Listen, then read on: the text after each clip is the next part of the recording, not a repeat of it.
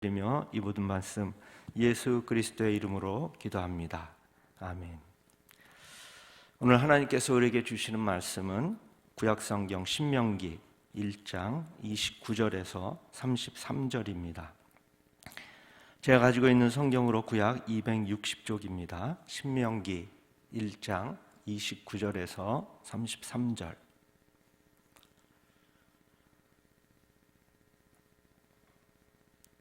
신명기 1장 29절에서 33절입니다.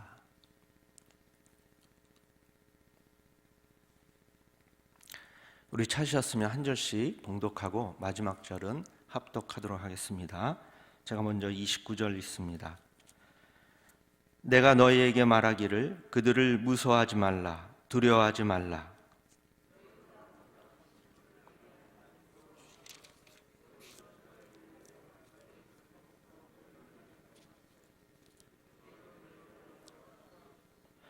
광야에서도 너희가 당하였거니와 사람이 자기의 아들을 안는 것 같이 너희의 하나님 여호와께서 너희가 걸어온 길에서 너희를 안으사 이곳까지 이르게 하셨느니라 하나.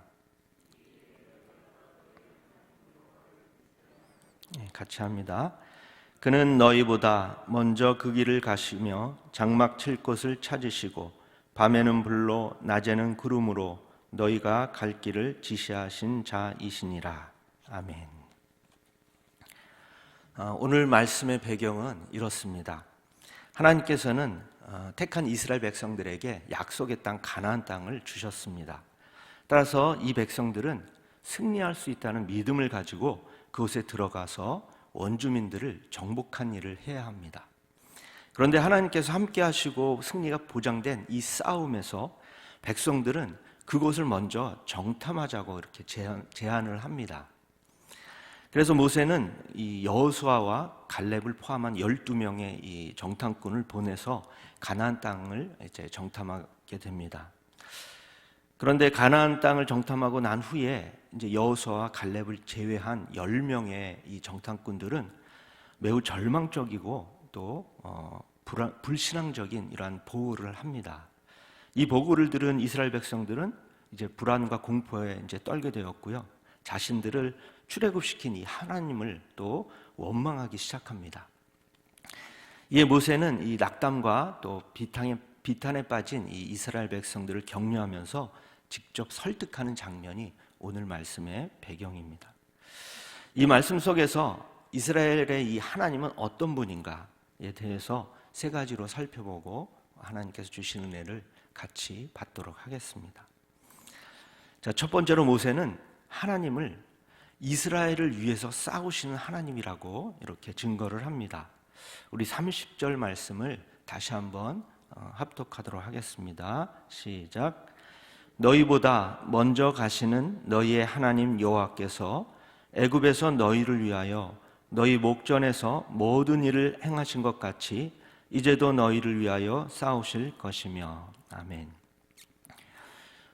이 말씀에서 이제 행하시는 이라고 이렇게 번역된 히브리어 원어는 할라크라는 이 능동 분사입니다.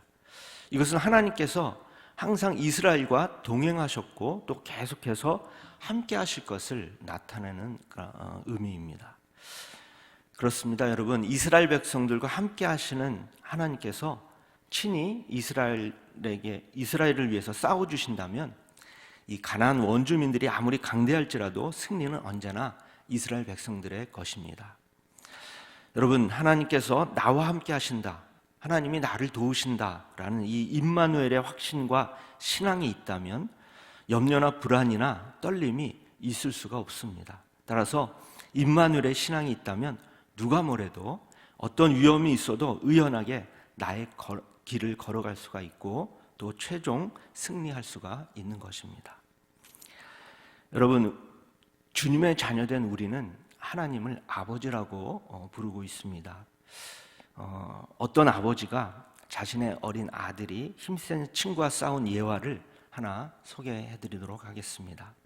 이 예화는 아들은 아버지가 항상 자기와 함께 하신다라는 이런 믿음이 있을 때 승리한다는 그러한 내용의 예화인데요. 한번 들어보시기 바랍니다. 어느 날 외출했다가 집에 돌아오는데 집 앞에서 나의 아들 반석이가 자기 동갑내기인 아이와 싸우고 있었습니다. 이 아이는 반석이보다 키도 크고 덩치도 크고 힘이 세었습니다.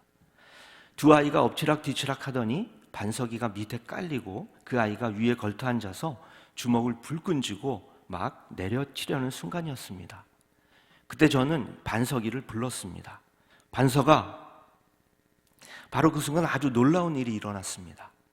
저를 본 그 아이의 얼굴은 순간적으로 하얗게 되었고 반석이는 싱긋 웃더니 그 아이를 뒤집어 엎어 위에 타고 그 아이가 했던 것처럼 주먹을 불끈 쥐고서 막 내려치려고 씩씩거리는 것이었습니다.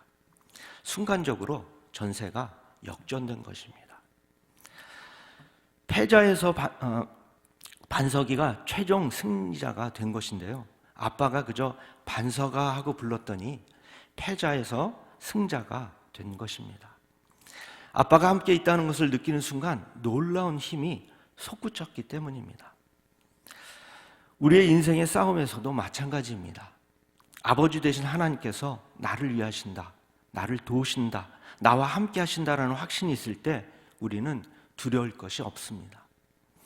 그렇습니다. 우리는 하나님께서 함께 하시기 때문에 세상을 무서워할 필요가 없습니다.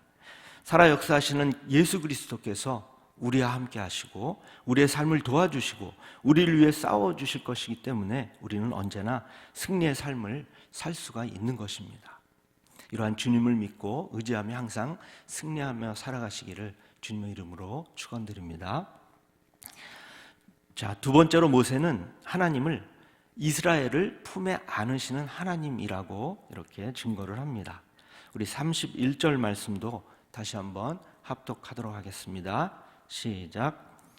광야에서도 너희가 당하였거니와 사람이 자기의 아들을 안는 것 같이 너희 하나님 여호와께서 너희가 걸어온 길에서 너희를 안으사 이곳까지 이르게 하셨느니라 하라.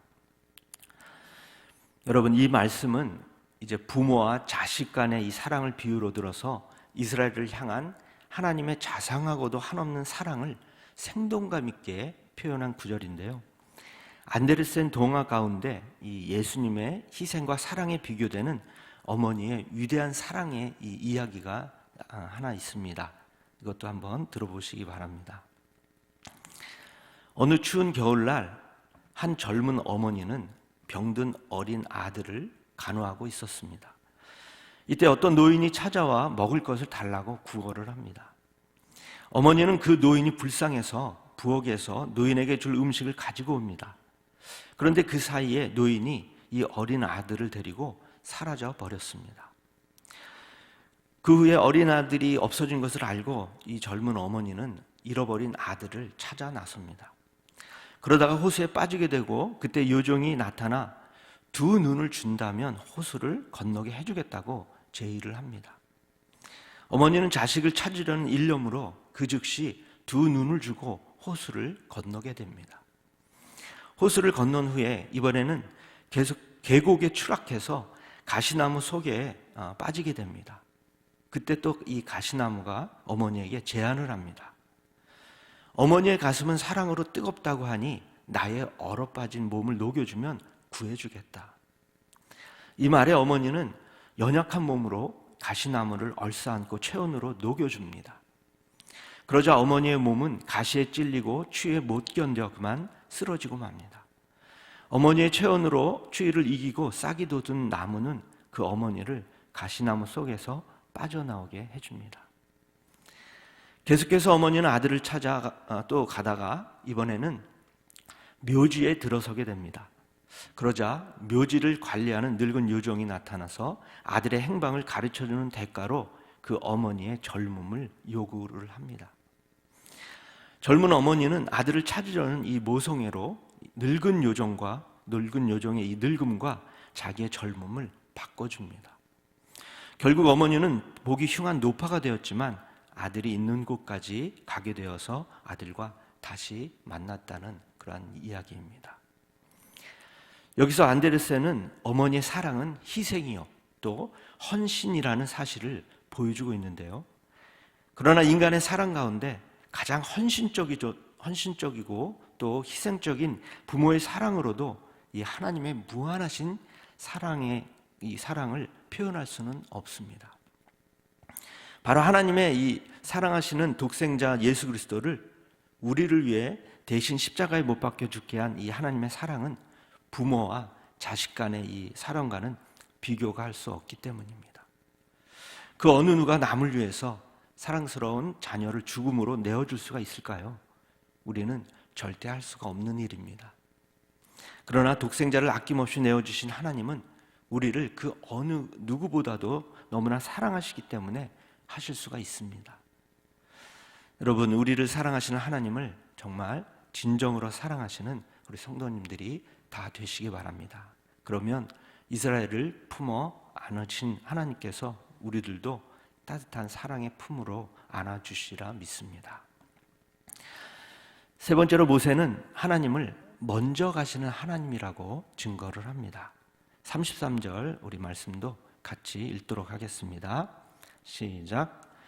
그는 너희보다 먼저 그 길을 가시며 장막 칠 곳을 찾으시고 밤에는 불로 낮에는 구름 기둥으로 너희가 갈 길을 지시하신 자이시니라. 아멘. 모세는 하나님이 먼저 가시는 하나님이시기 때문에 그분만을 의지해야 한다고 강조하고 있습니다. 비록 이스라엘의 백성들의 이 앞길이 험할지라도 전능하신 하나님께서 먼저 가시면 아무 염려할 필요가 없기 때문입니다. 단지 백성들은 앞장서서 나가시는 하나님의 뒤를 따르기만 하면 그만입니다. 하나님께서 먼저 가시기 때문에 어디로 가야 할지 더 이상 방황하지도 않아도 됩니다. 여러분, 운전하신 분들은 이제 자가용으로 먼 길을 갈 때 내비게이션을 틀고 갑니다. 가야 할 목표 지점을 내비게이션에 설정을 해놓으면 그 내비게이션이 먼저 길을 안내를 합니다. 그러면 우리는 아무 염려 없이 안내하는 대로 안전하게 운전만 하면 목표 지점까지 가게 됩니다. 이와 마찬가지로 하나님께서는 우리의 길을 인도하십니다. 광야에서 구름 기둥과 불 기둥으로 이스라엘을 인도하신 하나님은 오늘날 성령과 또 말씀을 통해서 동일하게 우리의 앞길을 인도하십니다. 여러분, 여러분들 앞에 거대한 장벽이 있습니까? 어려운 문제들이 있습니까? 그것 때문에 두려워하거나 겁내지 마시기 바랍니다. 하나님께서 우리의 모든 것을 아시고 우리보다 먼저 앞서 가셔서 행하셔서 해결해 주실 줄 믿습니다. 이러한 믿음을 갖고 승리의 삶을 살아가시기를 주님의 이름으로 축원드립니다. 이제 말씀을 맺겠습니다. 모세는 낙담과 비탄에 빠진 이스라엘 백성들에게 그들과 함께 하시는 하나님에 대해서 세 가지로 말씀해 주십니다. 첫째는 하나님은 이스라엘을 위해서 싸우신다. 둘째는 하나님은 이스라엘을 품에 안으시는 하나님이다. 마지막 세 번째는 하나님은 이스라엘보다 먼저 앞서 가셔서 그 길을 인도하신다입니다. 여러분, 하나님은 어떤 분이신가에 대해서 모세가 이스라엘 백성들에게 말한 이 세 가지는 오늘날 하나님의 자녀인 우리들에게도 동일하게 역사하십니다. 이러한 하나님을 더욱더 사랑하시면서 하나님의 영광을 나타내며 살아가시기를 주님의 이름으로 축원드립니다. 이 시간 들은 말씀을 기억하면서 우리 다시 한번 통성으로 기도하겠습니다. 이스라엘과 함께 하시고 이스라엘을 위해 싸우시는 하나님, 이스라엘을 품에 안으시는 하나님, 이스라엘보다 먼저 가시는 하나님이 우리의 하나님이 되어주셔서 동일하게 역사하여 주시옵소서. 우리 앞에 놓여있는 어려움과 대적들을 우리를 위해 싸우셔서 승리하게 하시고 우리를 크신 사랑의 품으로 안아주시고 우리보다 먼저 앞서 가셔서 우리 앞길을 인도해달라고 이 시간 통성으로 기도하시겠습니다. 전능하신 아버지 하나님, 감사합니다. 오늘도 이 신명기의 말씀을 통해서 그 은혜를 주시니 감사를 드립니다. 이스라엘 백성과 항상 함께 하시는 하나님께서 친히 이스라엘을 위하여 싸워주실 때에 가나안 족속들이 아무리 강대할지라도 승리는 언제나 이스라엘 백성들일 것임을 믿습니다. 이처럼 이스라엘과 함께 하신 하나님께서 우리들과 함께 해주실 것을 믿습니다. 하나님께서 나와 함께 하신다, 하나님께서 나를 도우신다라는 이 임마누엘 신앙으로 누가 뭐래도 어떤 위험이 있어도 의연하게 우리의 길을 걸어가게 하시고 최종 승리할 수 있도록 성령께서 역사하여 주시옵소서. 광야에서 구름 기둥과 불 기둥으로 이스라엘을 인도하신 하나님, 오늘날 성령과 말씀을 통해서 동일하게 우리들의 앞길을 인도하시는 줄 믿습니다. 우리 성도들 앞에 거대한 장벽과 어려운 문제들이 있습니까? 그것 때문에 두려워하거나 겁내지 않도록 우리의 마음을 붙잡아 주시옵소서. 하나님께서 우리보다 먼저 앞서가셔서 행하시고 모든 것을 해결해 주실 줄 믿습니다. 하나님, 우리가 생활할 때에 정말 불안과 두려움, 걱정, 근심 모두 주님께 맡기고 감사함으로 기도하며 나가는 우리 모든 성도들 되게 하여 주시옵소서. 감사의 기도를 주님께 드릴 때에 우리의 모든 기도 제목들을 들으시고 기억하여 주시고 행하셔서 기도한 것보다 더 좋은 것으로 응답받는 우리 모든 성도들이 되게 하여 주시옵소서. 주님께서 역사하여 주실 줄 믿습니다. 하나님 감사합니다.